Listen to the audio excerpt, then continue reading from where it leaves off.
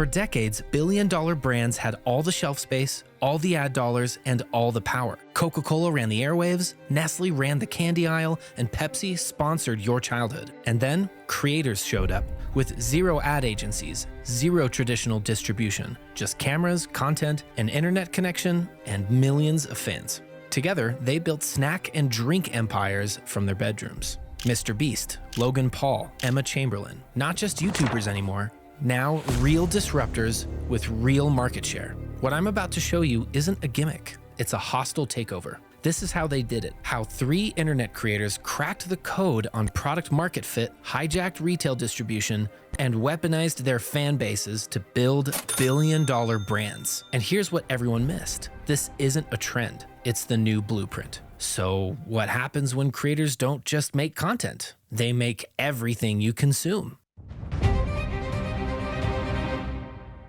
The numbers should terrify legacy brands. In just 2 years, Feastables hit $250 million in revenue.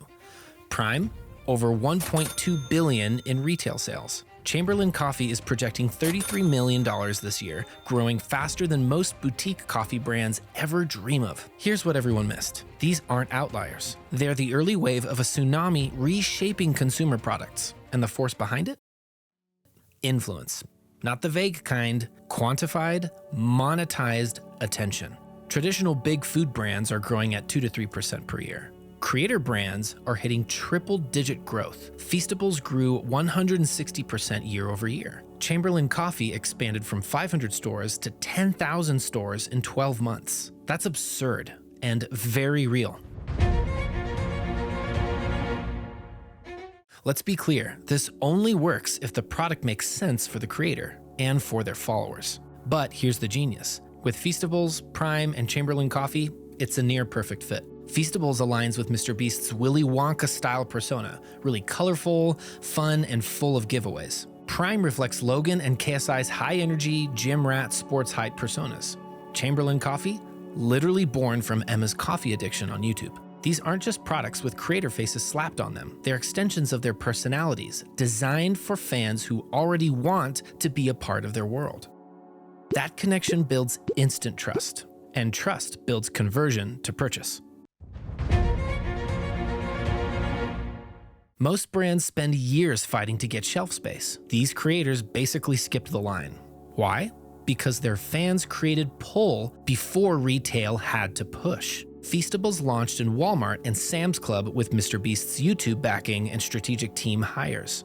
Mr. Beast's former manager, Reed Ducksher, even stayed on after not being Mr. Beast's manager anymore to help run Feastables.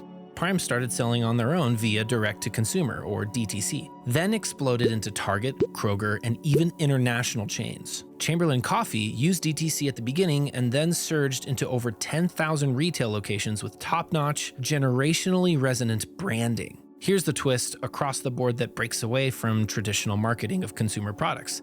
These creators didn't have to buy ads to grow.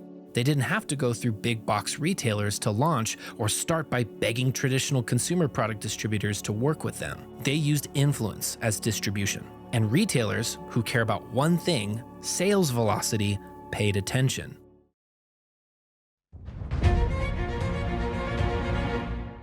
The viral loop is how these brands keep winning. Creators launch the product to their audience, audiences buy, audiences post, and the brand gets more attention. Rinse and repeat. Mr. Beast's sweepstakes wrappers, Prime's $10,000 golden bottles, Emma's branded cafe, and aesthetic TikToks. This is the attention that multiplies. And here's what most brands miss. Making viral content isn't a side hustle apart from their business. It is the business engine. These aren't just hype machines. Feastables reportedly generated over $20 million in profit last year.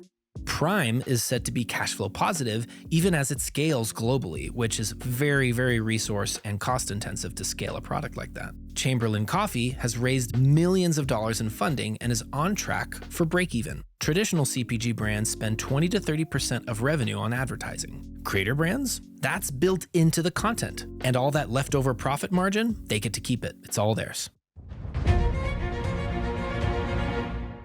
Here's the wild part. This isn't limited to megastars. The infrastructure now exists for any creator to spin up a brand. Manufacturing is now on demand. Shopify makes direct-to-consumer easier than ever.